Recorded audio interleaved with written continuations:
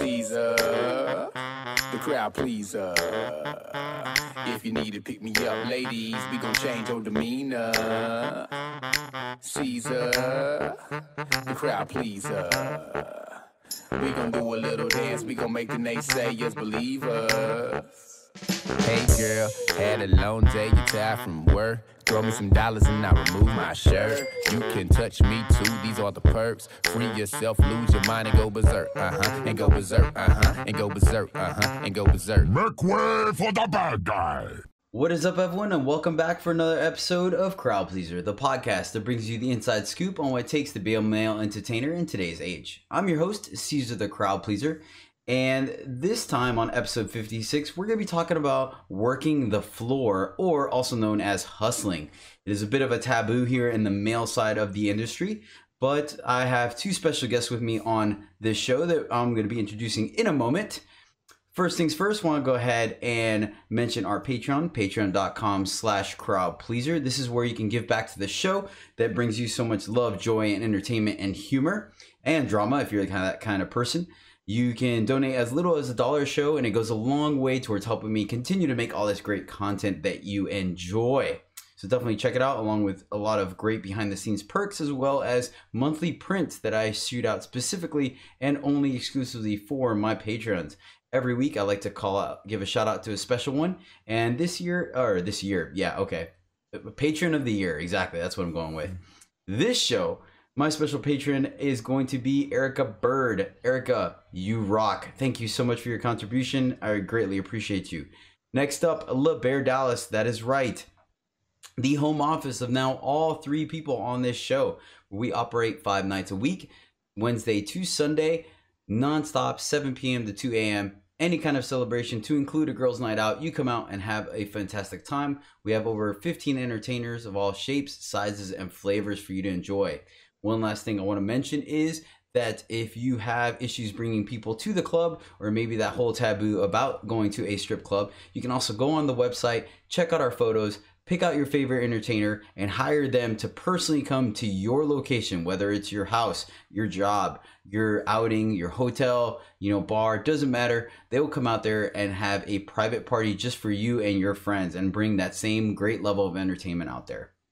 Cool. So finally, let's go ahead and introduce my guest. First up, fantastic guy. He's won all kinds of powerlifting competitions. He's won all kinds of he has 6 books now, I believe, right? Something like that, yeah. Has a bunch of books. Fantastic dude. He pretty much does everything super well, whatever he puts his mind to. Good friend of mine. Glad to have him back in the club. Welcome on the show, Taylor Cole. How you doing, brother? Pretty good. Hello, everybody. Glad to have you, man. Appreciate you taking time out of your day to be on the show. Oh, man, a pleasure to be here. Cool. Next up, now, once again, full-time co-host on the show. Thank you for twisting his arm and making it happen. Want to welcome the king of Midwest Texas or something like that. Mid-Texas, Central Texas. There we go. Oh, that's way. That's like 5 hours west. Oh, all right. Well, I guess I'm the king. I guess I'm the king of Central Texas now. That's what they call me. All right, there we go. King of Central Texas, local rap and lyrical hero to one and all. Extremely humorous, extremely creative. I want to welcome back on the show, Mandingo Jones. What's up, buddy? The king of Midwest, Central, Northern Texas. Southern, Northern, Western, Eastern, Northwestern, Southern. You know what I'm saying? Zip code 75339 to 78225. That's me. That's how you find me, baby. All right, cool. Well, appreciate you guys being on the show. So we're going to go into a topic that is a bit taboo. A lot of people may actually not know this, but it is something that is highly discussed and argumentative in our side of the house, which is working the floor, also known as hustling. So real quick, for those of you that may not know, if you enter to a gentleman's club where females are the ones performing, typically after they're done with their stage rotation, they will literally walk the floor. They'll go along, go table to table, sit down, talk with groups of people, and then eventually solicit dances and whatnot. This is totally common practice. It is totally okay. There is kind of a right way to do it and a wrong way to do it, and a preferred method and a not so preferred method, but everyone kind of does what they feel most comfortable with, and sometimes it works, sometimes it doesn't. It's just standard operating procedure. On the male side of the house, i.e. the ladies' clubs, that is actually frowned upon and prohibited. and we'll discuss the various reasons why here on the show. But as far as every male club I have worked at, or female club I've worked at, you actually are required to stay on the stage, whether it's main stage or side stage, and allow the women come up to you and approach you whenever they feel comfortable enough to do it. You are able to, we're not robots. You are able to say hello to women, interact for a little bit, but you can't go soliciting table to table, trying to solicit dances and convince women to do things, etc., etc. It's just not the way we work for various reasons. And so this is something that's been highly contested throughout the years, where you have a party of people that like the way we operate, and you have another party of people that prefer that we did the work the floors. Now, this is on both sides of the house, both the males that operate and work at these clubs, as well as the females that are the patrons of these clubs. So, just to set the bar real quick, TC, where do you stand on this fence line? I never liked walking the floor and hustling. I was never really that good at it. Plus, I'm kind of shy, just walking up to a group of girls and talking. Plus, I always thought that, it was bothering them. If they were there to see a show and they're watching the show, do they want a lot of guys, one after another, walking up to them and, hey, can I get a dance? And just distracting them, I think. And then we have went back and forth. Every once in a while through the years, you'll get a group of guys that it's typically the guys who don't really do that good on stage. So they want to take advantage any way they can of being able to make as much money as they can. And I understand that, but it does seem to cause a few problems with the guys. So we usually always go back to the original format that works every time. No hustling the floor. You stay on your stages, because when girls come there, they want to see a show, and they're not necessarily it's different when a guy goes to a girl strip club and the girl sits down. It's not like the girl is going to intimidate the guy into spending money, but a guy could intimidate a girl into spending money, and that girl might not even like that guy, or might have her favorite that she wants, Mm-hmm. and then it not only does she spend money on a guy that she doesn't like, there's a guy who's really working hard, probably doing a better show than that guy, and he's not getting the money. So he's working harder and getting less money whenever this guy's just walking up and, kind of making her feel uncomfortable in a way. It's like a sales pitch. Plus you have the chance of her leaving there with a bad taste in her mouth. Exactly. But let me hold you there. So we know you are one of the ones that prefer that we don't do it. Mandingo, where are you at on this? Well, see, I've also been like around a little bit, and I've been not only at different clubs, but different kinds of shows. So my personal opinion, if it's going to be a place where I work regularly, a place like La Bear Dallas, for example, no. Certain other places, it just works better that you do that. And those are typically the independent shows that aren't at like a club. Mm-hmm. Yeah, setting. road shows are great. Yeah. For that. That's a great point, and we'll actually start off with that. Go ahead and finish your statement. We'll actually dive into that a little bit. About the differentiation and like where is appropriate and like, Well, just like, the road shows. Because like, yeah, like you were saying, TC, like a girl can sit on your lap and she won't necessarily intimidate you, and the thing is, going through my head, intimidation is not what I'm thinking if I'm approaching a woman that didn't ask for me or didn't tip me at all, or it's just like, hey, like yada yada. It's more so I don't want to be annoying. And in my personal opinion, my personal experience from clubs that I've been to, and I haven't been to many, but whenever a girl comes and sits in my lap or comes and sits next to me that I didn't ask for, I get annoyed personally. If I didn't tip you, or I didn't make the obvious come here eye contact, or I didn't go out of my way to get you, I'm probably eating in the middle of a conversation or planning what I want to do. So I'd rather not be interrupted.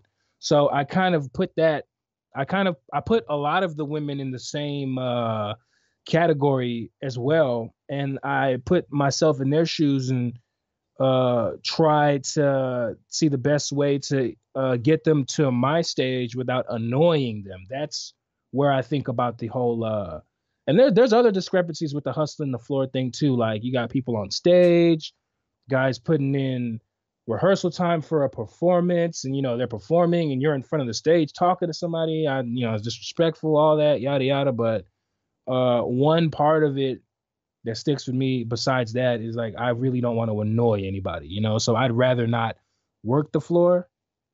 If I'm called to a table, it's a little bit different because I'm expecting something, you know. Yeah, I agree. So real quick, just to touch base before we really start the discussion, is that I'm with you guys. I prefer that we don't as well. I think for the environment we work in, it is a more family friendly, a more friendly environment when people are able to take in the experience at their own pace and what they're comfortable with, whether that requires a little bit of time, a little bit of alcohol, a little bit of friendly encouragement. Like I said, I'm okay with a little bit of interaction to kind of create the initiation of it. But there comes to a point where, yes, like Mandingo said, I feel like you might be imposing on the people or being annoying. One of my worst experiences that I'll never forget, I was at a gentleman's club, and a girl walked behind me, threw her leg over my shoulder onto my lap, gyrated her like pelvis against the back of my head, and then when I turned to look at her, being like, "Who the heck? Like, you have to be someone I know. No stranger would do this." Then she just looked down at me and asked me if I wanted to dance. I was like, and like you owe it to her yeah, after that, you know? Yeah, I was like, hell no. So with that being said, I'm gonna go. Yeah. With that being said, I'm gonna go ahead and play devil's advocate this show, and I'm actually gonna be for working the floor just to create that back and forth discussion. Mm-hmm. But it was something I didn't write in the show notes, but I do like the fact that you brought up the roadshow, Mandingo. That actually is a great point, which I think we can all agree on, because it is a one and done type experience, and the women have such a short period of time to get the interaction. There, I do feel like working the floor is a little bit more the correct path, mainly because we don't have side stages. Every guy is only on stage one time, and we already have the hot seats to encourage it. So I do think it is the right time to do it. And now granted, within reason, I also still don't think that going up to a girl that winked at you and then grabbing her by the hand, taking her to a seat to do a dance, and then telling her she owes you money is the correct form either. But I do think walking around and interacting with the women a little more there might help kind of set the atmosphere, as well as encouraging girls, hey, go up to that guy that's on stage right now and try a hot seat. TC, you got anything on that? Yeah, same thing. It's a limited time. They're there for that one night. They're, a lot of times they don't know how it works anyway. They haven't been there long enough. I think it's working now. Okay. So yeah, that's totally different. And I don't know, because the time is so limited and they're so new to it. And usually, say a road show is like 2 hours. So you have only 2 hours. You don't even have the 8 hours like a normal club. You got 2 hours to make everything you can, minus your set when you're on stage, to be out in the crowd making table dance money. So yeah, a road show, that would be the exception. And I would say on a road show, it's definitely beneficial, and I would be 100% on that for sure. Yeah. You pretty much have to on a road show. Yeah, for real. And sometimes that extra interaction, especially if it's not too far away, you're talking about a road show that's maybe somewhere between 1 to 2.5 hours away. There's a good chance those women would have such a good interaction that they will be able to come back to actually coming to La Bear. Yeah. And it seems like on a road show, since they know it's a 2-hour show, they seem to be a little more warmed up about it anyway. They don't have to kind of have a few drinks and then work their way up to getting wild and crazy. It seems like most road shows right out of the gate there. Yeah, because they know it's a special event versus something they go to the next night. Yeah, and you only have like 4 or 5 guys at road shows typically. So, by the time that guy does his main stage, maybe they have a side stage, maybe 2 stages. You're so limited with time. You have to. Yeah, I agree. Dingo, what do you have to add on to that? Yeah, a lot of the road shows that I've done, well, it's kind of funny because I agree that we should be able to approach women more, I guess, consistently at road shows. But a lot of road shows that I've done, whenever I got done, they typically came to me, which is weird because now we're in the mind state of talking about going to them. But when they're coming to you like that, you're approaching them at a table is not necessarily a bad idea because they're already in the mood to party or have fun. Like you said, they know they don't have that much time. So they're like, oh, let's come already a little drunk, or let's come with an open mind, or let's get ready to have some fun with these guys who are only here for this sort of amount of time, and then we're gonna have to travel to see them if we want to go travel to see them. So I think that on road shows, approaching tables sometimes does no harm, no harm, no foul. It just be respectful of the entertainer to the best that you can. If they're like right in front of the entertainer, you know what I'm saying? Try to feel out and see if the girl wants you to go over there. If it's somebody further in the back, I think it's a protocol and etiquette. It's important. Yeah, when you're trying to do something like this. That is kind of the one protocol that would work. That is the same on a roadshow or on a strictly like a LeBaire club. That you want to give if they're surrounding the stage or they're kind of at the front of the stage or in front of the stage. We typically, either way, roadshow or regular club, give the guy the respect and let him do his thing and not encroach on that area. Yeah, for sure. I think that's 100%. It's just a respectful thing. Even women aside, it's a respectful thing to the other entertainer that you know is busting his butt just like you were either 30 minutes before or you're going to be doing after him. The golden rule of male dancing. Yeah. I mean, I do get, honestly, I try not to be much of a diva or whatever you want to call it, but I do get annoyed when I see somebody hustling while I'm doing my act. It honestly pisses me off. Yeah, at least let the guy be done with the act completely. Mm-hmm. At least now, if you already have a dance, regardless of whether I'm doing an act or regardless of whether I'm taking tips, if you have a dance already lined up and it's like, let me go get her and get out quick, that's completely different. Right. Go get your money real quick. Go do your dance. That's completely different. Not the same thing. If you're sitting there like leaning over on their table, looking at them like, hey, how are you? Oh yeah, my name is so and so. Good to meet you. I mean, even then though, like there is no problem letting the girls know what's up. You can, if a waiter's going to their table, I'll be like, hey, just let her know that I'm waiting over here by this stage for her to come to me, or I'll wait till the guy at least is done with his routine, maybe takes his shirt off. You know, an extra minute or two of patience, giving that guy all the respect that he deserves isn't going to kill you. You know what I'm saying? I do agree with you though. You know, when you're grabbing the girl for a dance, it takes you no more than 30 seconds for her to put down her drink, grab her money and go or whatnot. But I think you could still kind of offer that professional courtesy. You know, I feel the same way, especially at LeBaire. We take bottles to tables with sparklers. I, fought the good fight for a long time when we first started doing that, to like not do it when the guy's in the middle of his act, because it doesn't matter how sick a routine is. The girls see a giant bottle hanging up in the air with a giant sparkler. Fireworks on top of it. You know what I mean? You're going to take and away one from of us walking through with it. Yeah, exactly. Like it just ends up being a bad thing. So I think sometimes you could still, I think it's a little more lenient when you're like, all right, cool, you were grabbing the girl for the dance. I don't think anyone's going to call you out on that. But if you could extend the extra 60 seconds of courtesy, I think it goes a long way. Right. All right, guys. Here's where I do agree with that. Here's where I believe an exception should be made. And you've experienced this. I think we've all experienced this before. When we have to do, when we know we can get a dance, or we know we're about to do one, they've already told us about it or paid us for it or whatever, or they even haven't paid us for it, but you know for a fact that they're going to pay you as soon as you walk over there. If you are in many acts and you have very little time to get it done, sometimes you might be cutting it close, waiting that extra minute or two, because you hear that, hey, Cesar, quick change, Taylor, quick change, and it's like, well, I was just about to grab her. I guess it kind of depends on, how many dances you might have that night, or how many acts you're in, the time frame, because it's never just like, I'm going to have this much time. Guys aren't all on stage the same amount of time. Some guys, if they're bombing, they got to get off quicker. Some and songs are chopped up differently. Fair point. I could get behind that statement. So, yeah, I mean, it's just, I agree with what you're saying. I think a few exceptions can be made, but when it's getting ridiculous. As long as it's respectful to everybody. That's one good thing about our club is pretty much, I mean, you have a few guys here and there, but pretty much all the guys are super respectful of everybody. And like most of the time when I'm on stage, if a guy has to come up and grab a girl, he'll kind of look at me first and, like ask for a thumbs up, and that's totally cool. Just, grab her, take off. That's fine with me. All right, guys. So let's go ahead and dive into our main topic here. We got a slight bit of tangent, but I still think it was on par. So moving into it, and like I said, I'll play devil's advocate, be the one guy that is for working the floor. And starting off for me, let's go ahead. I like working the floor because I feel like it makes me more money. Talking to more girls directly, allows me to solicit more dances, which means more money in my pocket at the end of the night. So that's why I like doing it.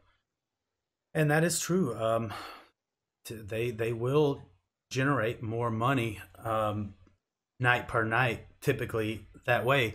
The only problem is that a lot of times those customers are going to have a bad taste in their mouth, like you said, and they might not come back. Or, even if that girl, she could have a great time that night, but that's the one thing that kind of stuck in her head. So whenever she's talking about it a week later with the girls at the office, and she says, I was having a great time. There's the one guy kind of bothered me a little bit. He kept coming up to my table asking me if I wanted to dance, and I was just there, for a bachelorette party, trying to have a good time. But and I was a little distracted, just that little bit. That could be very off-putting. She might not come back, or that's what's going to stick in her head, Yeah. So, but see, what I like to do is I'll wait until I see a bachelorette party or a birthday party, and then I'll go and I'll talk to maybe the maid of honor, or maybe the bride or the birthday girl's sister or mom, and be like, hey, you're at a strip club, why don't you get her a table dance? I could do it right now. You guys can take pictures and stuff like that. And I'm giving them the chance to have a good time immediately. Right, and that does work too. So it's a fine line, and a lot of times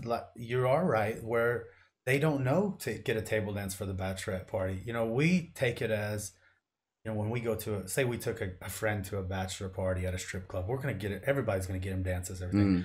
But I think, there's 100 strip clubs in Dallas where girls dance, and guys go there all the time. It's more of a normal thing. We're kind of like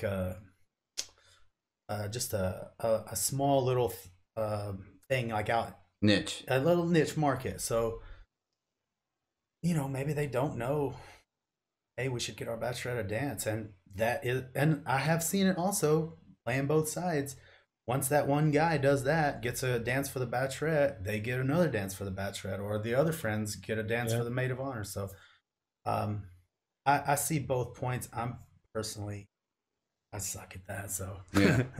I mean, it's pretty intimidating for the guys too, that you're going into an environment, they may still be sober, they may or may not like you. Like, it takes some courage. Fear of rejection. That's why I've never been good at it. I just, I would just, if let's say you play the odds, and no, we're good. 70% of the time, they say yes. 30% of the time, and then you're like, oh God, that 30% kills me. Yeah, sorry to bother you. I'm gonna go back to my hole. Right. Stings a little bit. I'll be hiding in my locker. If you guys need me, just give me a holler. Let me know when I'm up on stage. Yeah. Dingo, what you got for me, bro? Well, I think one of the biggest problems, at least from my opinion, for somebody who relies only or majority on hustling the floor, it will definitely take away from their quality as an entertainer that can draw girls to them instead of having to go to the girls. That's one thing that I'm very big on, is drawing girls to you. Like you said, if they can't entertain well on stage, hustling might be the other option for them. But will they ever want to entertain better because they can make money hustling? Yeah, if they're making a ton of money just off hustling the floor, they're not going to have the incentive to really rock it on stage. Yeah, for sure. It'll be like, oh, go ahead. I really like to look for the stage packages that are having good time, tipping the guy that's on their stage, with a bunch of ones, and then getting off my stage, going to that one, and then either hopping on that stage without asking the guy, or just straight up, like I said earlier, going up to the girl and be like, hey, do you want to dance? I could do it right here. Like right now, it's just $20 and we'll do it. And essentially pulling the attention away from the guy that just spent X amount of time entertaining them on that stage, even if he didn't lock in the dance. I mean, you guys don't mind when I do that, right? That's cool. Devil's advocate. Okay, obviously. I mean, I'm just saying. I'm just saying. If you weren't gonna lock in the dance, I can go in there. Yeah, you're making your $15, $20, $30 entertaining them dollar by dollar, entertaining the whole group. But I can go there and just do a medium dance in front of everyone, take pictures and videos, and make the $20 on the spot. Regardless, it's not my fault if they like you enough. Maybe. They have to like you, and if they don't like you, somebody trying to do that just draws the process out longer, therefore causing a bigger distraction. And if the guys like you, that helps a lot too, because if they don't like you and you start doing that, they really don't like you. Yeah. Like, they're already going to be a little about it, but if you're not liked, then I mean, if you do that enough, you're not gonna be liked. Yeah, there's one guy, I'm not there. gonna mention names, but not a lot of people like him, but I like him. I never had a problem with him, but he's real bad about that, you know. And for some reason, it doesn't bother me when he does it. But you get one guy that I don't like doing that, and I'm furious with that guy. Every time I see it, I'm like, oh, I just want to kill this guy. But a couple of guys have done it, and because they're nice to me, and they're, you know, they've never been a problem. They never disrespect me. For some reason, I have no problem doing it with like those 3 guys. Mm-hmm. But one or 2 guys that I don't like, oh my God, I'm a little. So you guys talked about taking bottles out to tables, and then, you know, being at a table when a guy's performing and stuff like that. So, you know, it's cool. I dig that. I can wait till a guy's done doing his main, you know, his performance done. But I think once he's done with that, you know, sometimes I can't lock in the dance in 30 seconds or a minute. So I might try to stay there and interact. And I may not know who in the party is going to get the dance. So I like to kind of sit at the table for maybe 2, 3, maybe even 5 minutes talking to him. So I can really kind of encourage him. Maybe I do have the dance. I'm trying to upgrade it to a VIP. You know what I'm saying? So having the extra time at the table, I wouldn't get that on side stage if they came up to me, because obviously we're not going to get 5 minutes of a girl on side stage. That's what dances are for. So I'm going to burn as much time as I would in a dance to just get the dance from their table while you're on main stage getting tipped, you know, because I'll get the dance that way. That's a great point. And we have tried to make rules in the past where you could only be there like 2 minutes was the max. The problem is that, you know, you have to have somebody with a stop clock watching every single guy to see if they've run over their 2 minutes, you know, and then that doesn't happen. Yeah, it's so hard to regulate things like that.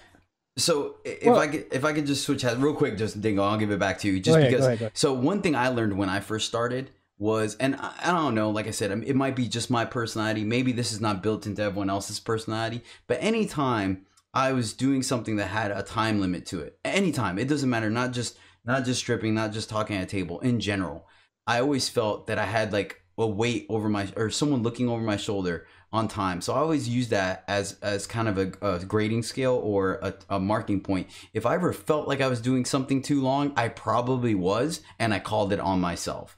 And I don't know if that's something that not everyone has. So some people can just, you know, I've got 30 seconds, but I don't feel any pressure, so I'm good. Or if they just choose to ignore that, because I know I feel that way. Yeah. So that's one of the things I've always used as kind of a tipping point. And sometimes I'll even tell the girls, I'm like, hey, look, I'm sorry, I gotta get back to work.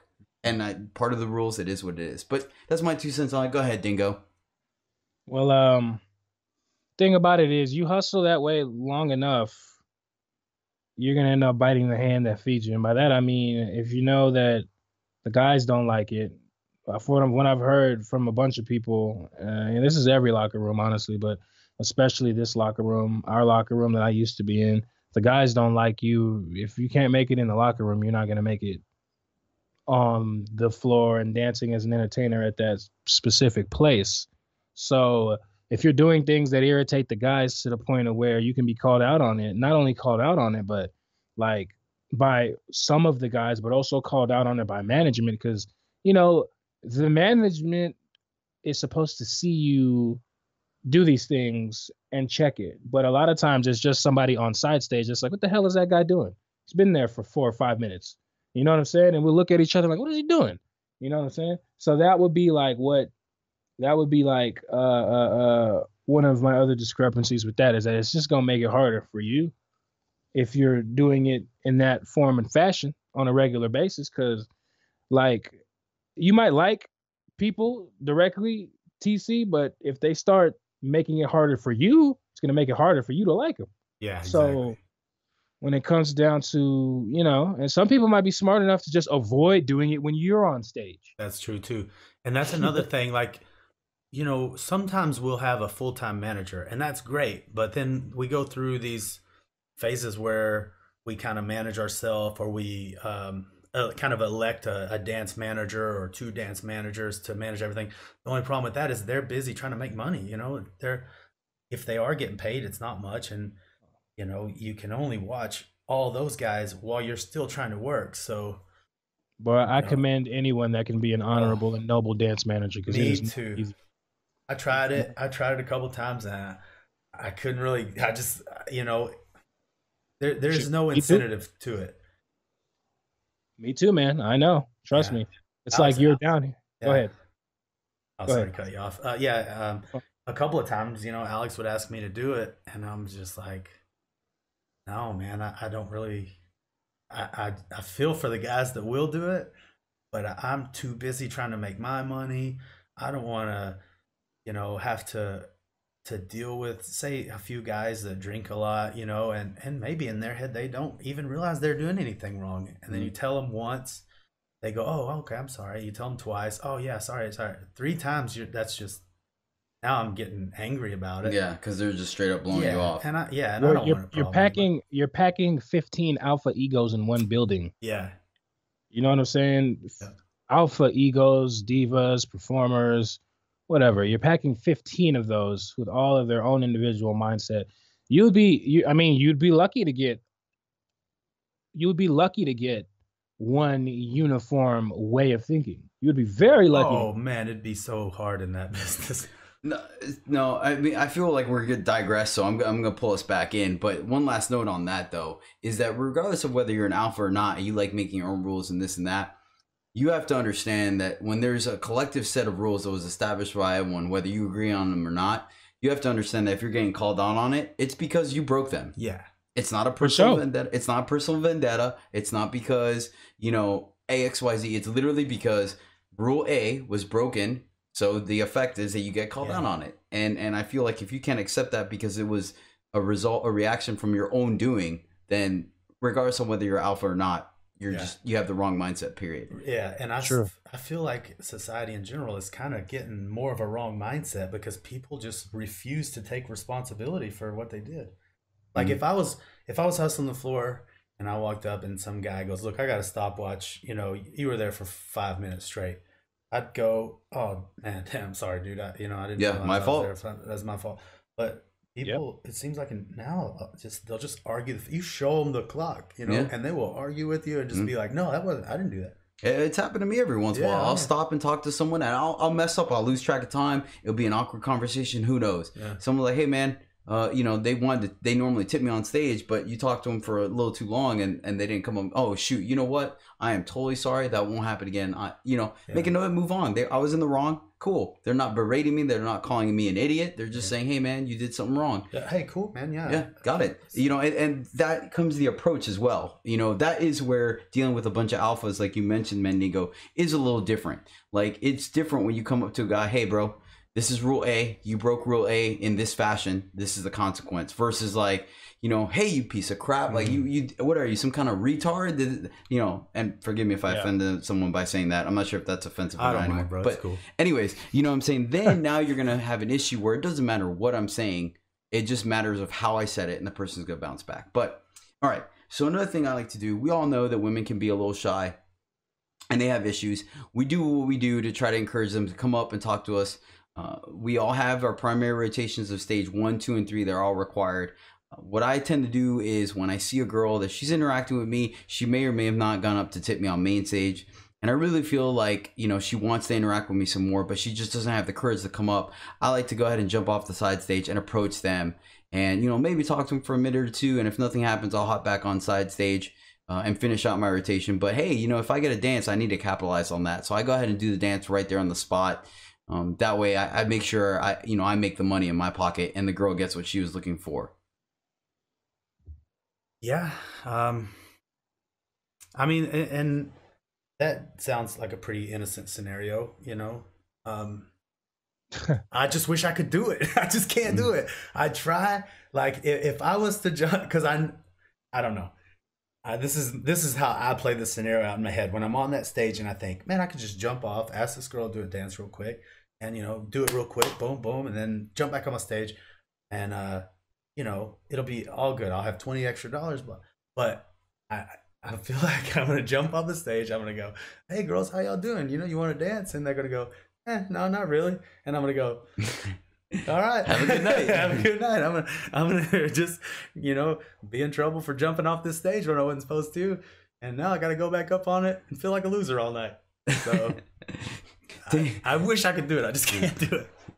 Dingo, man, how about you, brother? How you feel about guys jumping off mandatory stages to potentially make a dance? I don't do it, so it pisses me off when I see someone do it, unless they get it covered. Fair, and that's a Yeah. good point. That's one of the differences between a lot of people that decide to work the floor. If they can bend the rules one way, they kind of really don't feel like they have to uphold any of the other rules. And So some people will bend those rules any way they can. I've seen people, specifically people, they're supposed to be on stage 3, right? So, but they don't want to get on. They don't want to go on stage 3, so they'll stand next to stage 3. No, What's the I've seen point? that. You got to stand there anyway. Just jump up on the side stage. oh my God, you are so right. Oh. You know who I'm talking about. Oh, yeah. And I like the guy. I had one dude on stage 4, and I'm like, hey, bro, aren't you supposed to be on stage 2? Yeah. How come you're not on it? This one's a little bit closer to the girls. I'm It's like 5 feet away. yeah, I'm like, dude, get on stage 2. Yeah. Like, come on. Why does it have to be so difficult? And Dingo brings up a good point too, man. And that's one of the things that bugs me is that, like, honestly, we all understand the grind. Much like you mentioned earlier, Dingo, that if you got a limited amount of time before you got to help the next guy in his show, you sometimes have to bend the rules a little bit, grab a girl, pull her off as quick as you can to do the dance so you're not interrupting the guy's main stage. It's the same thing on side stage. If there's a dude just hanging out on one of the side stages and you have a table dance to do that's going to take you 4 minutes, hey, man, can you cover the stage real quick? Yeah, sure, bro. Go do your dance. I'll be here when you come back. Done deal. Right. But, I don't feel like I have to do that. I'm good. If I can go ahead and hit the floor and make my dance, like, I don't need to cover my stage. So, I don't know. Yeah, I don't know about that. Yeah, that's when you're going to start having a problem with the guys, because they're going to feel like, man, I got to cover my stages. Why does this guy not get to cover his stage? Yeah. Yeah, usually people are pretty okay with, like, yeah, I'll cover you for 3, 4, 5, whatever, how long you got to cover. If it's even a VIP, like, yo, I have a VIP. Can you cover me real quick, please? I'm not gonna. She's gonna leave, or she's been waiting, or I'm not gonna have time because I have to help her. It's like, yeah, cool, go ahead. Yeah. Or throw a couple bucks his way. Like, here, man, here's $5. Cover my stage. And I generally want to help all the guys make money. So if anybody has table dances to do and I'm not doing a dance, and I have no problem jumping up on the side stage. Yeah. I mean, I'm there to work anyway. I ain't really got anything else. Yeah, exactly. So most of the women, let's be honest, like, we all know 15% of the women give us 85% of our money. So for the majority of the time, a lot of the women that go in there are in there one and done, maybe the occasional 1 to 6 months whenever a special event comes in. So because of that, I feel like it's okay to kind of impose myself a little bit on these ladies, because they're only going to be there one time. They might as well spend the money they came with. And they may not if they don't have the courage, or they're naturally shy, or they really don't know how to do it. So I'm kind of okay maybe pushing a little bit harder to get that dance, or get them to buy a dance for their bachelor or their birthday girl, because chances are they're not going to come back anyways. So, know, if I rub them a little bit the wrong way, I don't think I'm going to ruin their night, and plus, if there's any issues, I can always just let their waiter know and make the waiter collect the money for me. So, you know what I'm saying? Like, I feel like it's a win-win for me. It is still if, a huge if you don't get gamble. caught. Yeah, it is a gamble. Go ahead, Dingo. What you got? Still a huge gamble. Now you're gambling and you're not taking a risk. You're just gambling now. Like, you know what I'm saying? It's more likely for you to not come out on top in that scenario, at least in my head, because like TC, I really don't like going to a table to try to get, you know what I'm saying? Like, I mean, I understand because especially if a girl's not into me, I can get awkward and be like, all right, well, I'm out. You know what I'm saying? And she could be like, God, that guy was awkward. I hope they're not all like that. But that's just from my perspective. Everybody's perspective is different. But at the end of the day, when you're trying to hop off of a side stage that you have to do mandatory and you don't get it covered, you're risking so much, especially if you're going to hustle. Because like I said, you're risking not only rubbing someone the wrong way, whether you make them angry, offend them, or even just annoy them or weird them out. You're also risking the destruction of the intentional atmosphere and ambiance of the club. You're supposed to be on side stage for a reason. You're not just supposed to have a guy on the main stage. When there's no one on side stage, women walk in and wonder what's going on. You know what I'm saying? So let's say everyone else is getting ready for a production. You got 2 people on side stage. You want to get off. You know what I'm saying? You want to hustle. That's a horrible time to do it, because the minute you get off and you go down there to talk to them, and now you're extending your period of time talking to them, yada, yada, yada, yada, that stage is empty. And no one else is on side stage because they're all getting ready for a production, because most of us do it. So, like, I just feel like it's just too risky, in my opinion, especially when the boss is there. Especially because he's gonna stop that. He's gonna be quick to be like, "Hey, what are you doing?" You know what I'm saying? What's going on? Or he's gonna be quick to be like, "Where is?" Everyone's gonna pay for that, even if they're getting ready. He's gonna go back there. Why is there nobody back on? You know what I'm saying? So and so. Why there's, it's just it's too messy, in my opinion. You know what I'm saying? Yeah. Full disclosure, there is like 1% of the time that I have broke this rule, and it's because it'll be at the end of the night on a Sunday, and I have to get up early for work tomorrow, and sometimes we'll leave the guys up on a Sunday for like 30 or 45 minutes, and I'm over there on stage. It's cool. Boss man doesn't listen to this. Oh man, I'm on stage 3, and I'm like, oh God, I just want to leave so bad. I gotta go. Yeah. And then this guy, basically, I just did 3 sets on stage 3, and then the guy's gonna take forever to get over to stage 2. That guy's got to walk over here, and I'm just like, oh God, I'm out of here. Not very often. Well, and here, as coming from a dance captain, like, here's where that is a credit line. If you are doing what you're supposed to be doing when it matters most, right, and you're not bending the rules and you're doing what you need to do, when it comes to these little corner cases where, you know what, man, there's 10 girls in the club, they're all regulars, like, cool, man. Right. Like, you're not gonna completely demolish the rotation. Like, go ahead. We can let that's where the credit comes in. Like, you've done your job, you've paid your time, so you know what, it's cool. We'll cut you some slack this time. Versus the people that are repeat offenders and have never established the line of credit. Right. And instead, it's like we got to be on them just to. You know what I'm saying? Yeah, that's the perfect way to put it. A line of credit. Somebody, every other thing they do is perfect. They never miss their set. They're never late. They don't hustle the floor. But they, one time they do something. Line of credit. Give them a pass on that. Let them slide a little bit. They say they stayed at the table 4 minutes when the limit was 2 minutes. Maybe let that guy pass a couple of times and just say, hey man, you were at that table for a little bit longer than you should have been. So Dingo, one of the reasons why I like working the floor is that, we get female strippers to come into the club, and they expect, they're naive like everybody else. They expect us to work the club how their club works. So, they prefer that I go to their table and talk with them because that's what they're able to do at their club. And, a lot of the women prefer that I'm able to do that. So that's why I like to do it, because I feel like it's what they want me to do. Well, when it comes down to the, from that perspective, I can kind of see why you would say that, because they have their own, their mentality is typically a lot different when it comes to that. It's like, oh, I can just come over here and be like, hey, fellas, how are you doing? Yada, yada, blase, blase. But I typically, if I don't feel like talking to you, regardless, it's going to be very clear if I'm at a female strip club and I'm sitting there and they come to talk to me and they're like, blah, blah, blah, blah, blah, blah, blah, blah, blah, blah, blah, blah. And, I'm just kind of like... they talk just like that, too. Wah, wah, wah, wah, wah, wah, wah, wah. Remember Charlie Brown? How his parents sounded? Nah. I legit, but that's how it sounds to me if I don't want to listen to you. And if I ain't call you over there, I don't want to listen to you. So even with them, in my mind, I still treat it the same way. Because if a female performer likes me, they typically are like, hey, who are you? I'm not the kind of dude where if a girl really, really likes me, they typically sit back. Especially somebody who's out there like dancers. Maybe a shy girl. A lot of the dancers, especially in that area, are not shy. So I'm not dealing with a girl that's not gonna come up to me. If she don't, you know what I'm saying, call me over there, she don't want me bad enough. In my opinion. That's how I always feel.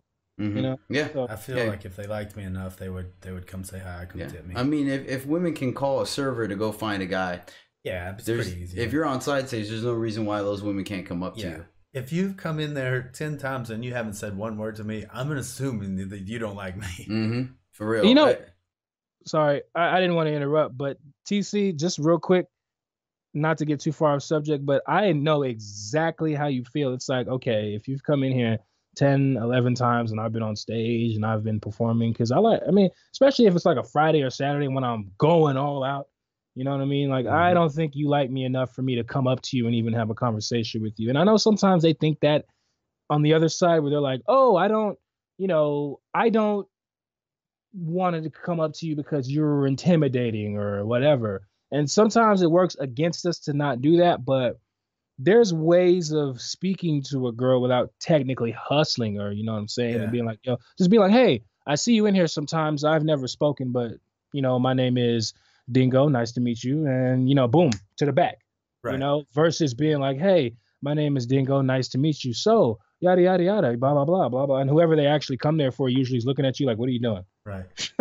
Like, what's going on here? She doesn't talk to you like that. Like, why are you?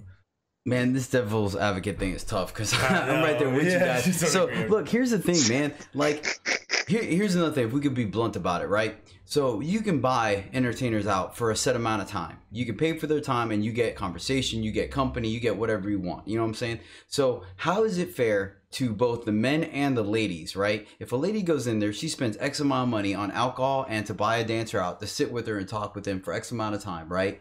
How is that fair to the lady and the guy when you are willing to go to a table and give them 10, 15 minutes, go to another table, 10, 15 minutes, go to another table, and then you may or may not get, an eighth of the money. How, you know what I'm saying? Get any money. Yeah, exactly. Yeah, so you're skewing the status quo for everybody. Yeah. You know what I'm saying? Just brought everybody's worth down this much. Yep. Oh yeah. You know what I'm saying? I've seen it happen before. Not there, but I've seen it happen before. To include yourself. Like, you yourself are hurting yourself. You know what I'm saying? Because maybe someone did want to consider buying you out for an hour. But since you went ahead and sat with them for 20 minutes for nothing, you know what I'm saying? Like, So again, like, whenever it seems like when I really don't like a guy, I really don't like a guy. And times in this situations would happen, and that would happen so much, and the only way I could really explain it to him with it being as nice as possible but not really being that nice would be like, you sat at that table for 10 minutes. A VIP is 8-10 minutes, however much that is, $60. What that girl is supposed to pay everybody else $60, you did for $0. So you are worth zero. And I'd have to be blunt with it because those individuals would take advantage and they would just do it over and over and over again. But that's the only way I could really let them know, like, put it in perspective. Like, you're not only costing these other guys their $60, you're charging zero. So I'd say if that's what you charge, that's what you're worth.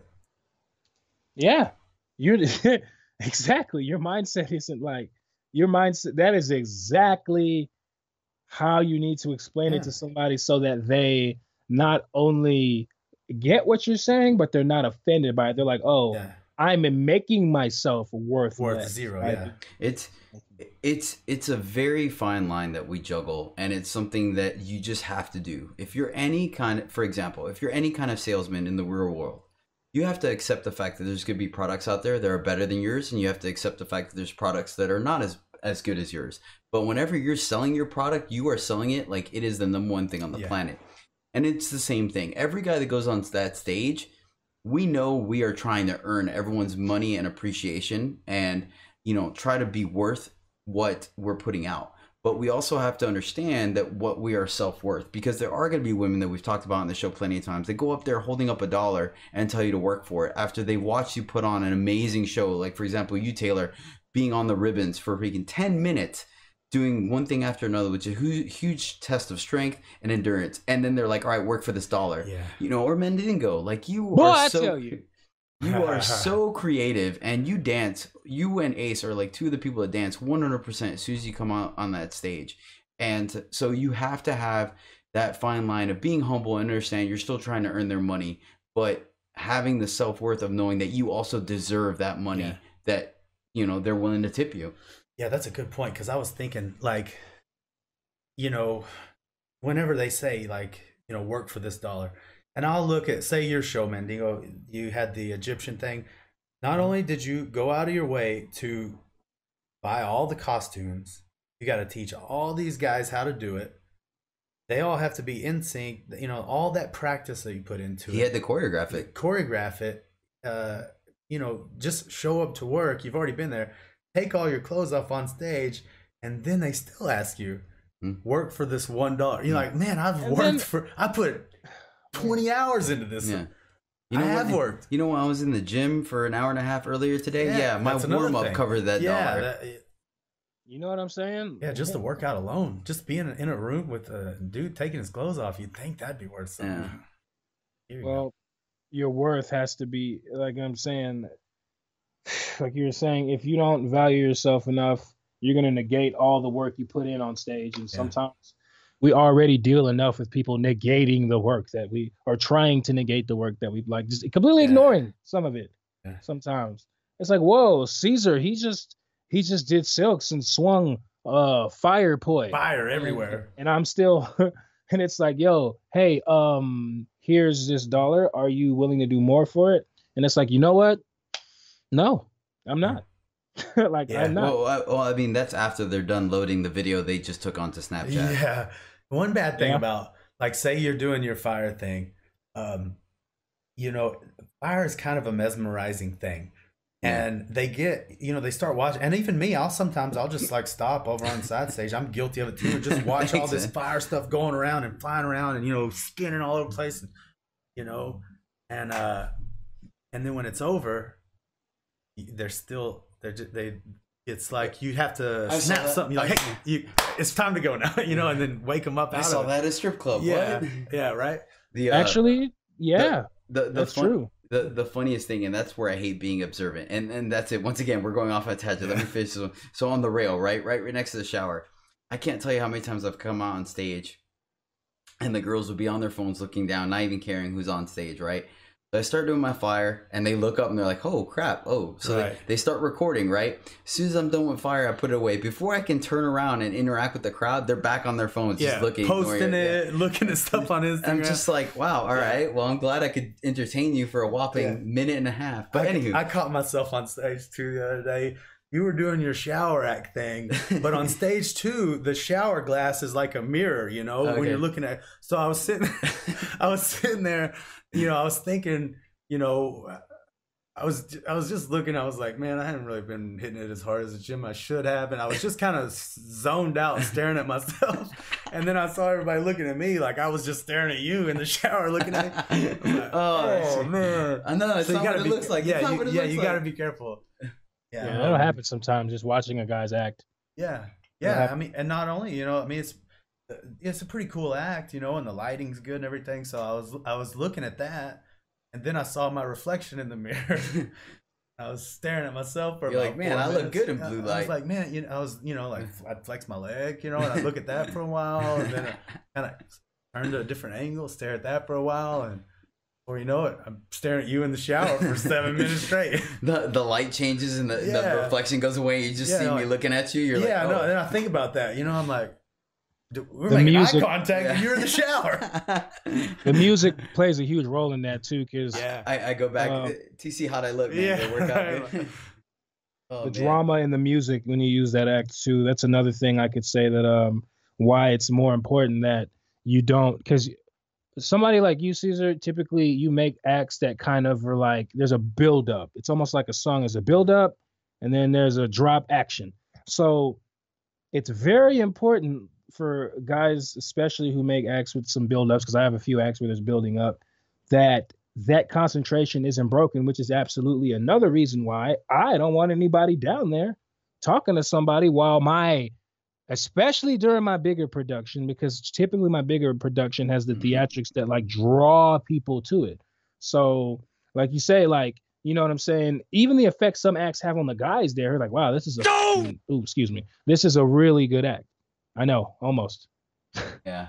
I know, bro. Put it on the show note. You're good. You got to throw it on the show notes. I usually don't mess up like that. I know. You're passionate. It's something you're passionate about. I get it.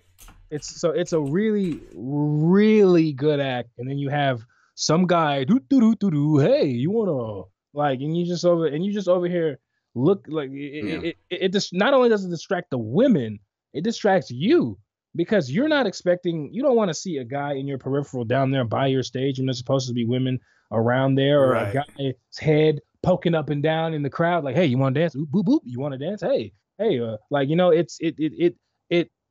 it pisses me off when I see that. Was it boop boop like they're coming out of a Mario Brothers pipe? The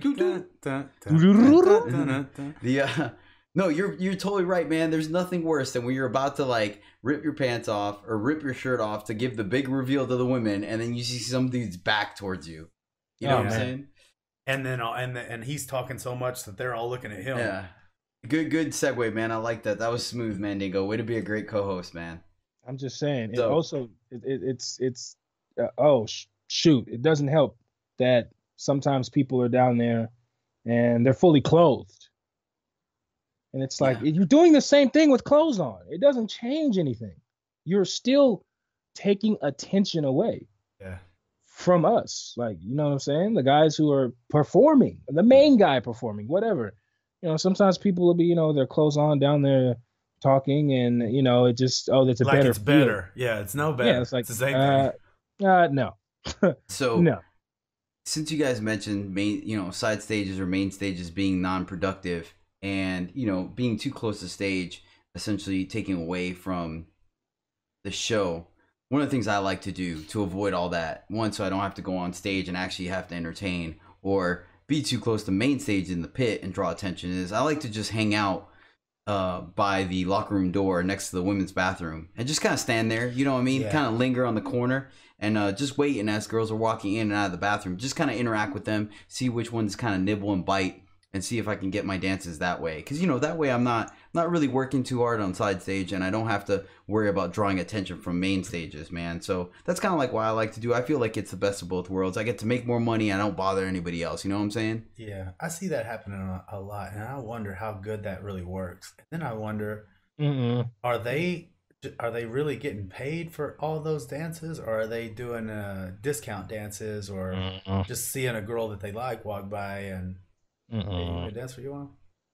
I have noticed that, like there'll be like 2 or 3 guys that just sit by the locker room door. I mean, it's great, dude. I don't have to work. I don't have to entertain on main stage or side stages. I just hang out and girls walk by me. They're going to get some free time, so they're going to talk to me. And then I'm like, hey, I talked to you for a minute and a half. How about we go do a dance? Yeah, I got to start trying that. And then it's going to work. And then you're going to have 15. The whole roster is going to be standing right there by that bathroom door. Hey, what's See, I think that's how they do it in the Vegas clubs. What is that one? Sapphires or? I haven't been to Vegas yet. There's 2 clubs over there. I don't even know if they're still open. Not Stallions, right? No, it was like Olympic Gardens or Sapphires. Oh, that sounds about right. Yeah. Olympic something, that sounds right. I don't know if they're even still open anymore. I heard a couple of them closed down. But I heard they had a line of guys right when you walk in the door, and they'll just grab you and go, "You're coming with me. You owe me $100." And wow, man, I would hate to know. Oh, I would hate that. But that's what they would tell me. Even the guys that work there. I can believe that because it's Vegas. You know how many weekenders they get? Yeah. So they don't care, and they don't care. I don't know, man. Like, oh god, that would a whole new group of them coming back the next weekend. That bugged me so freaking much. Go ahead, Dingo. The whole bathroom thing, like I've seen that as well, or even by the bar, but because the bathroom is we're kind of behind the bar or close to the bar area, but that particular strategy, I can only see it if I'm timing it to where I'm running into somebody who actually likes me. Yeah. If you don't like me, I'm not gonna creep outside the bathroom. You know what I'm saying? Like, if you don't like me, I'm not just gonna sit there, hey, when they're walking by trying to, handle their business. Like they already, like I can't get with that, because if she doesn't like you, it's gonna leave a bad taste, more than likely. Yeah, but here's the thing though, Dingo. Like, if they're running to the bathroom, there's a 50% chance that they're running there because they gotta go pee. And women can't hold their pee that well. So now if I start telling them like, hey, I'm not really gonna let you go to the bathroom until you get a dance. Like, now I'm capitalizing on their anxiety. They're gonna get dance. And you don't have to dance that long. Yeah, exactly, because they gotta rush to the bathroom. You know what I'm saying? And then if they're walking out of the bathroom, then they might have just gone in there to touch up their makeup. They're feeling fly. They know they look good. They come out. And they're like, yeah, I'll let this guy dance on me because then I'm looking all fine, gets to enjoy it. So I make my money either way. You know what I'm saying? They're effers. They're on to something. I mean, it's win-win, bro. It's win-win. All right. Well, that's okay, but let's see if you win in that locker room. Hey, that's gonna go into our final thoughts. So let's go ahead and start closing this out, because I know we could talk about this in like a 4-part episode if we really want to. I might actually can't believe do that. It's been an hour already, and we've only talked about really one subject. Yeah, I actually kind of wonder if we should get like 2 of the bigger perpetrators of this on the show. Yeah, and be like, all right, confront them, like have a, what do they call that? Whenever chloroform. no. An intervention. Oh, okay. Just call them out. It's like, look, you need to stop. Hey, so anyway, we're talking about you, buddy. Yeah, just sit here and talk for 30 minutes, and then halfway through, be like, oh, by the way, person A is you. Yeah. So what are you gonna do about that? Yeah. So the final thoughts. Yes, it can potentially make you more money in the short term. Face value, it can potentially make you more money because you're getting more dances from more people. You do have to deal with the rejection aspect, but let's just face it, for a lot of people, they kind of can push through that. I do think it has a extremely negative effect when it comes to the people you work with. I think it's negative across the board. Even some of the women don't like it. If you have a reputation doing it, the regulars of the club know what you do, and they end up having animosity towards you as well as the other guys. And another thing that we didn't mention is that I think it sets a extremely bad example for the new dancers, the new entertainers, the people that don't necessarily have an understanding of the rules or how to operate. So they might see like, hey, I can go talk to tables and that makes more money. And they mess it up all kinds of ways. They end up, all kinds of levels. They could do things that are against the rules. They could do things that are against the law. They could do things that are just a detriment to the club as well. And that's a kind of thing that, you really have to have your training wheels on for a little while as an entertainer to learn how the environment works. And so it's all the reasons why I'm kind of against it. I think I'm kind of done playing get devil's advocate because it just all seems funny to me and awkward. Right, TC, what you were laughing the whole time. TC, what you because I'm trying to get in the heads of the people that do it, you know what I'm saying? And it just sounds so funny to me. All right, TC, what are your final thoughts, man, on hustling?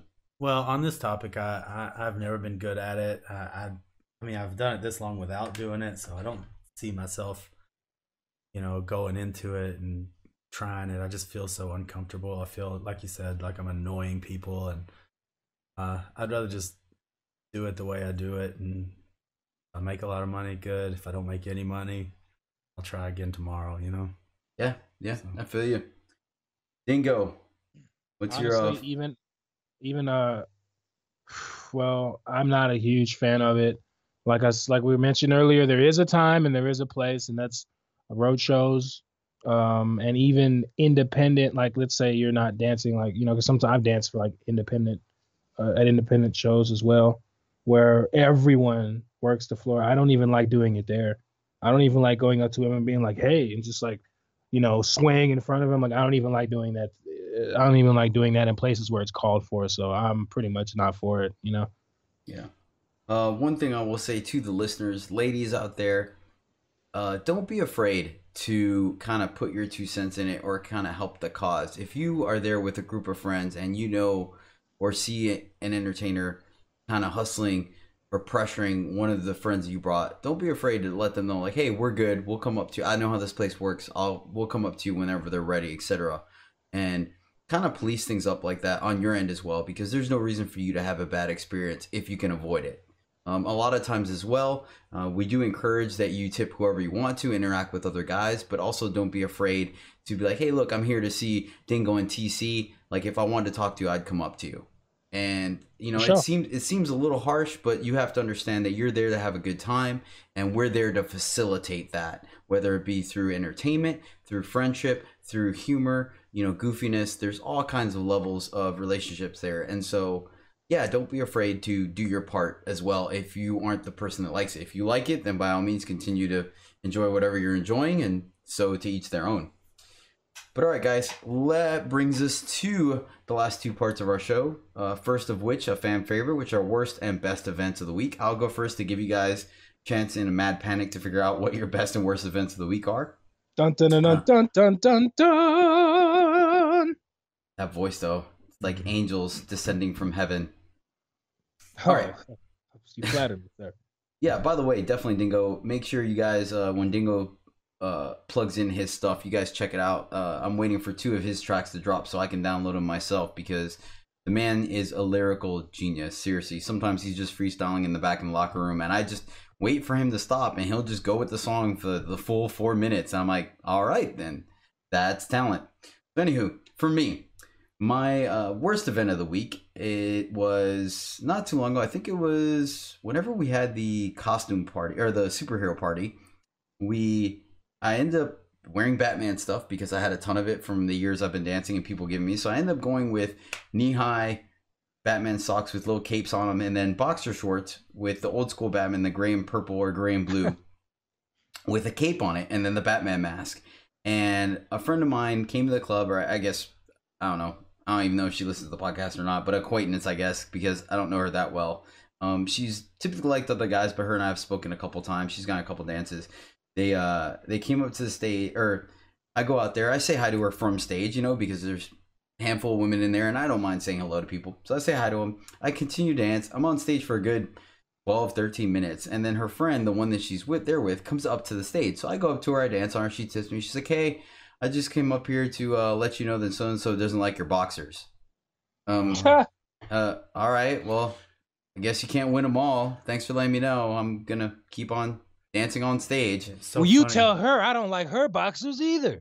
One of my worst ones is a boxer story too. Oh, perfect. So yeah, I was like, all right, sorry for you, but it was just a little weird. It was not off-putting that she didn't like the boxers, but I guess off-putting that the boxers might have been the reason why she felt she didn't need to talk to me that night. Like I was kind of like, really? Or that's kind of why I wanted to, I just reclassified where we stood, because I thought we were cool, but I'm kind of feel like, I've had plenty of friends that wear stuff that I'm not a big fan of, and I might let them know or make fun of them all night about it, but I'm not gonna talk to them. Right. Like, So that's all it takes? yeah, I was like, damn, I'm glad we drew that line in the sand. You know what I'm saying? Now I know. But cool, yeah. So that was my worst event. Not really a deal breaker or anything like that, but other than that, I think it was a pretty good week overall. So I'll take that. What you got, Dingo? Man, things have been pretty much on the up and up lately. I want to say, honestly, it's nice to have this problem, but my worst event of the week, as you know, I've been traveling a lot, so my schedule's been a lot tighter, especially when I come back to Central Texas. Because it's a quick turnaround. If I'm already back on the road, heading back up 35 in a day or two, You gotta use those Mario pipes, bro. It's the best way to travel. You know what I'm saying? You'd be surprised how many people use them now. So there's a lot of traffic. But like whenever I'm, having to have a quick turnaround, I want to be able to. I want to run some errands at night sometimes. Because no one's on the road. I can get them done. I'm awake anyway. I may as well, either go get groceries and make a bank deposit. Well, I was going to deposit some money at the bank last night. I have a couple of bills to pay, so I need to get it, on my card. So I get there, and there are no overnight envelope slips. Now, that doesn't sound like a huge deal, but I know that I had things to do today, and I did not want to have to go to the bank today, because lo and behold, I get to the bank, there's like a 4 or 5 car wait in each line, and that's just adding like an extra 30 minutes to my day, which doesn't sound like much. But when you have to travel, especially because I'm going to have to go to San Antonio after this for something, and I live an hour from San Antonio. So that throws everything back for me. You know what I'm saying? As far as dancing wise, man, I can't think of anything that has actually been a negative there. I'm pretty happy over there with you guys. I'm just still adjusting a few things and learning acts, but honestly, man, I'm pretty happy to be there. So I don't really have much negative to say when it comes to the dancing portion. Right on, man. Fair enough. That's like you said, that's a good problem to have. All right, TC. Let's see, my good things that happened. It was a pretty average week for me this week, I guess. I got a lot of schoolwork done in the back. That was pretty good, and we worked on our gambling strategy. Yeah. Hopefully it'll pay off real good. So I got that was my good thing. My bad thing. We're pretty entrepreneurish in the back. At least half of us are. Yeah, so. we are working on this gambling theory, and so far, I don't want to jinx it, but it seems promising. We're gonna go to the casino tonight and test it out and see. To be continued. To be continued. There's possibility. I know. Yeah. Hopefully. My worst thing was the stupid boxer story. Like, so I've been working all week. It's Sunday. I was about to go on stage. There's no girls there. No girls at all. So, well, no, there might have been a couple, but there were 5 regulars. Five regulars, but they were, you know, kind of sporadic, and they're there to see, but, you know, so around the stage, 0. And I got lazy for just a second, and I go, you know what? It's Sunday. I worked a long week. Tired. I'm just gonna coast this one through. I wear like my regular tennis shoes. You know, it's nice when you got like cool underwear on and stuff, but I was like, I'm just gonna wear my regular underwear that, you know, that I had, not my, you know, whatever actual fancy show underwear. one. Yeah, I'm just gonna, there's nobody out there, you know, it's all gonna be good. I'm not gonna put my knee pads on or anything. I'm just gonna coast out there. I'm not even gonna do the whole show, you know. I was just gonna do like a construction thing. Basically, I'm just gonna walk out. I'm not gonna do with the water or anything. All the way dressed down. Just lazy as I can be. Walk out on stage. Sure enough, 2 huge bachelorette parties come in there right in front of my stage, and I've got these cartoon underwear on that are they're not cool by any means. It's not. I think they're pretty cool. I thought they were okay, but in my head they were not cool at all when I was on stage. So I'm out there and I'm like, damn, there's all these girls in here now. Maybe I can get away with just not taking my pants off. I'll just pull them up to my legs. So Caden wanted to take the week off this week, and so Mandingo, you were DJing, and I could tell you were trying to get me to take my pants off because you kept saying, who's ready to see him take those pants off? And they were all screaming. I didn't know. I didn't even know. You know, I didn't know. You're like looking at yelling. I'm like, no. Yeah, I was like, so then he said it like 5 more times, and they're all going, yeah, take his pants off. And I'm like, no, I don't want to take my pants off. Fine, I'll freaking do it. So I did it, and it wasn't as bad as I thought, but you know, any little thing in your head, of course, it changes the whole atmosphere of the room. So it seemed to me like when I took my pants off, they all looked at my stupid cartoon underwear and thought this guy is a douchebag. Yeah. So the music stops. Dingo's just like, well, damn, man, why didn't you say something? You know, and in my head, that's the scenario that was going on. It wasn't really happening like that, or maybe it was, but in my head, that's exactly how it happened. And so all the good things that happened for that whole week were just destroyed by that last 5 minutes, maybe even 3 minutes on stage. The last 3 minutes, by the time I finally took my pants off and danced around at the back of the stage, as far back and in the darkest part I could find. You're avoiding all the stage lights. Dingo's trying to move the lights to hit you. Yeah, and I'm running. I'm like, why does he keep running from these lights? Hold on, let me try this one. You like that one? Is that better? Girl comes up the tip. I don't want to even go to the front of the stage. When I do go to the stage, I was just trying to make conversation with him. Oh, you getting married? You know, when's the big day? You excited? Eyes up here, eyes up here. Hey, check me out up here. Oh, he's a lucky man. Man, that guy makes a lot of hand gestures. So, and then I got off stage. Moseyed on out stage 2. I had no idea. I didn't even notice any of that. Yeah, see, but in our heads, we think everybody notices it, but nobody else really notices it. But it just ruined my whole week. Yeah. So, but yeah, we get in our own heads with stuff like that. Oh, for sure, hilarious. Man, for sure. I had no clue. You go up to Mandingo. Don't want to see him take those pants off? Hey, take your pants off.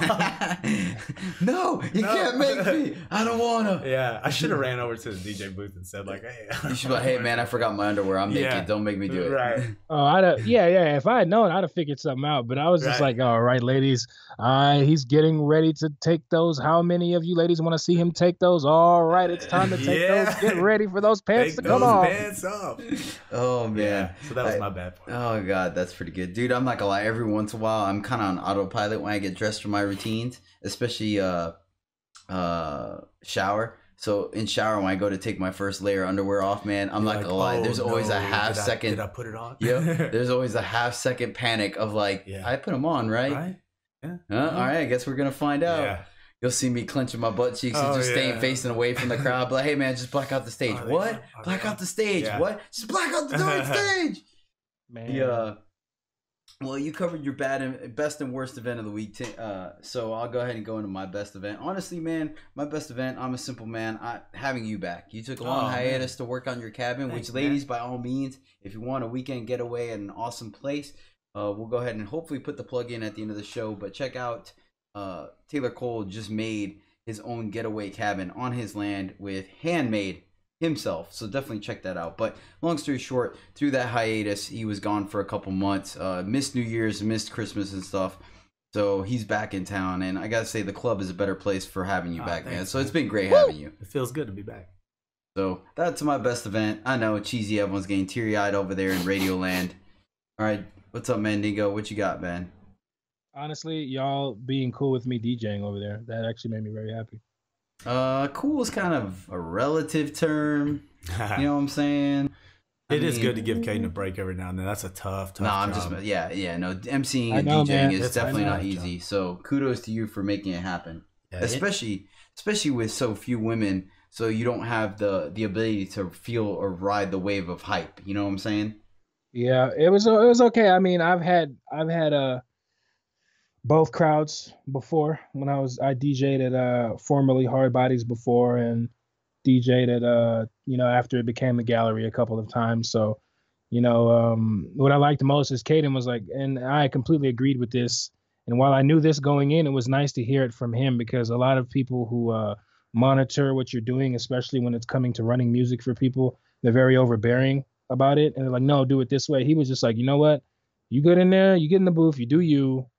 I'll show you the lights as we go, and just knock it out. And that's the best environment for anybody who's running music for somebody who has their own way of doing things to work. Like, even at like the old job, sometimes they'd be overbearing, and then you could hear Excel even going back and forth with the owners of the Hard Bodies a few years back, being like, look, just leave me alone and let me do this. You know what I'm saying? Like, you have that guy there for a reason. So it was nice also having that push from Caden to be like, yeah, go ahead and do it. And also, enjoy yourself as you do, instead of it being like, oh, you're not doing this right, or you're not doing this right, or because there is no right way to do it outside of what the dancers asked for, Yeah, correct. So I'm grateful that y'all allowed me to do that for y'all, because I know, even though it might have just been Sunday, but still, there had to be a trial period to see if I could ever do it on a Saturday. If, let's say, Caden's sick, or he can't come in for whatever reason, or just for whatever it might be, I'm just adding that to the show notes right quick. Hopefully my clicking ain't too loud.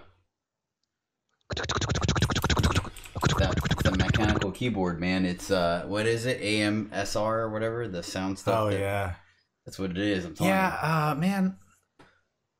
Speaking of that, Dingo, did you watch that documentary yet? No, not yet. Man, I'm so deep into this now. All right, you guys send it to me. All right, yeah. You guys send it to me. Let's hold off on it, and we'll talk about it in the next show. Like, I'll watch it too if it's insane. All right, so one last thing I want to bring up, because you guys can't see this in Radio Land.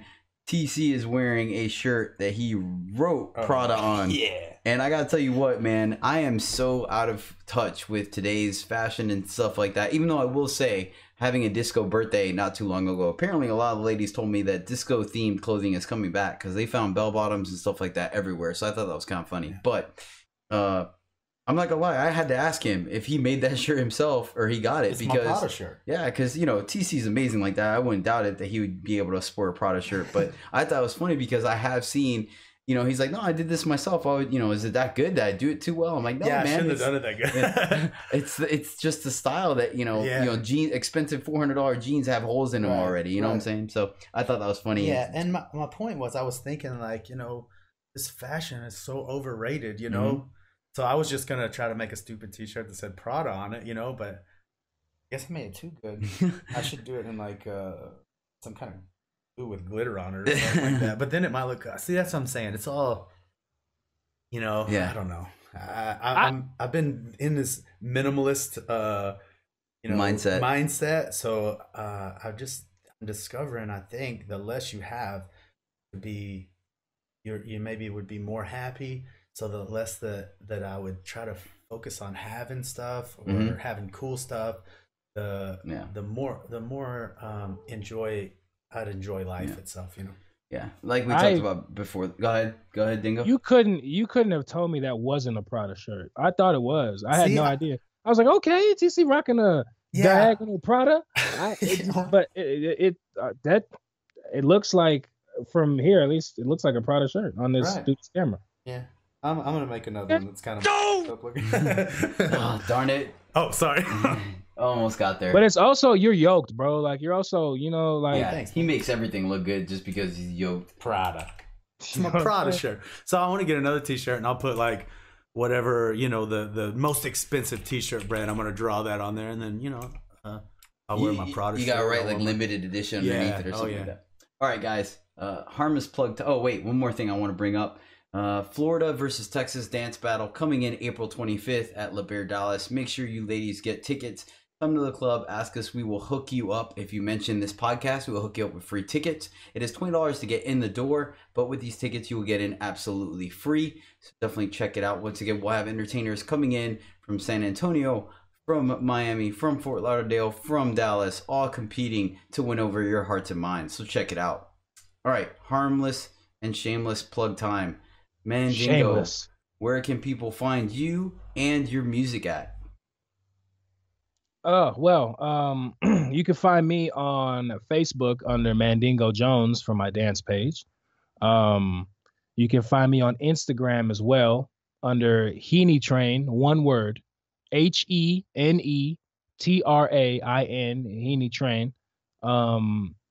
My Snapchat is also the same. If you're into that, I barely use it. So, you know, if you don't get a response, don't get mad. Just hit me on Instagram. My Facebook for my music page is HENE, just Heaney. I haven't updated that in a while. I'm getting around back to handling all of that this month and a little bit of next month.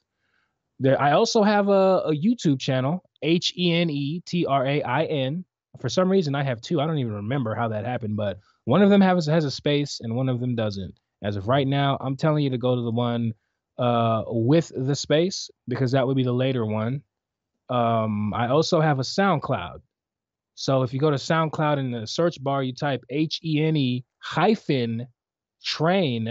then you'll find my music.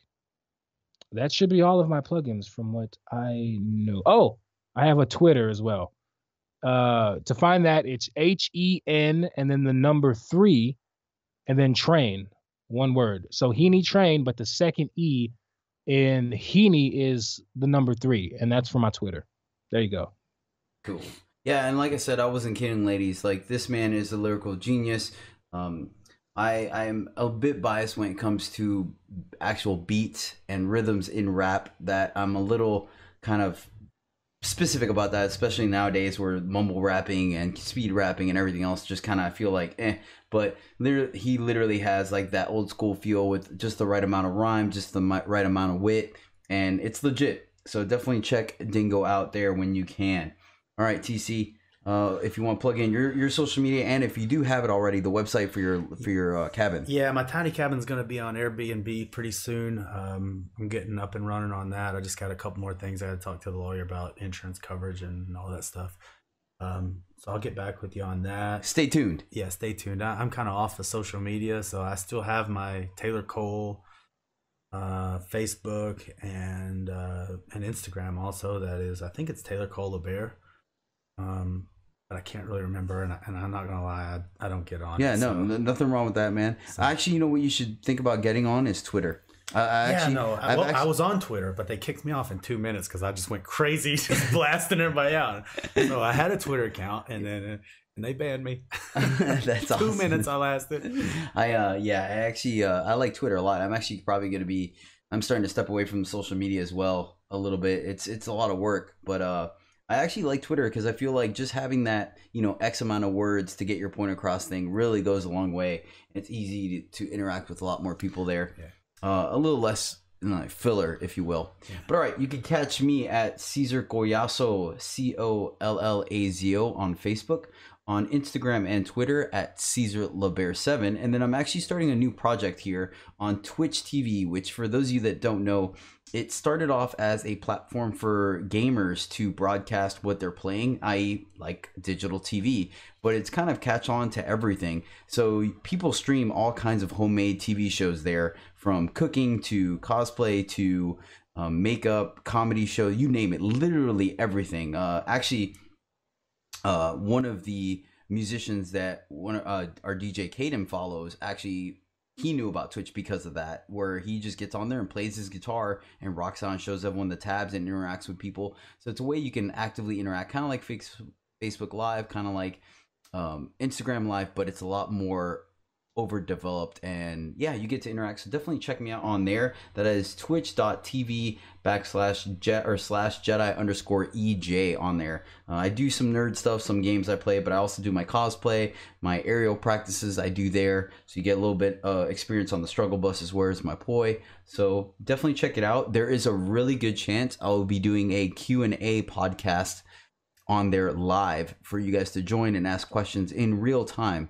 So stay tuned for that. I will post on my social media a date and time for that. So keep a lookout for it. But all right, ladies and gentlemen, that is pretty much everything for today. TC, really appreciate you taking the time before your experiment tonight to come hang out and chit chat with us. Thank you. Appreciate being over here at a Crowd Pleaser studio. Boom, boom. That's what's up. Actually, you and I might need to talk working on some crown molding and stuff, make it look legit. Trick this thing out. Make it look like the Bat Cave. Oh, yeah. I like that. Actually, we might have that conversation offline. Dingo, I gotta say, it's absolutely amazing having you on the show. I think a lot of people liked you when you were visiting, and now that you're on the show full time, you're a great tribute to the show. So thank you so much for being on here as well, man. Appreciate it, bro. Anytime. All right, well, that's it for us. So until next time, keep bringing the rain. I am focused, I'm in my zone. You can binge watch like Game of Thrones. Reserve your judgments, don't throw no stones. Who's and I scream as loud as you don't. Airplane mode on tablets and phones. Cesar's Crowd Pleasers is now on. Cesar, the Crowd Pleaser. If you need to pick me up, ladies, we gon' change your demeanor. Cesar, the Crowd Pleaser. We gon' do a little dance, we gon' make the naysayers believe us.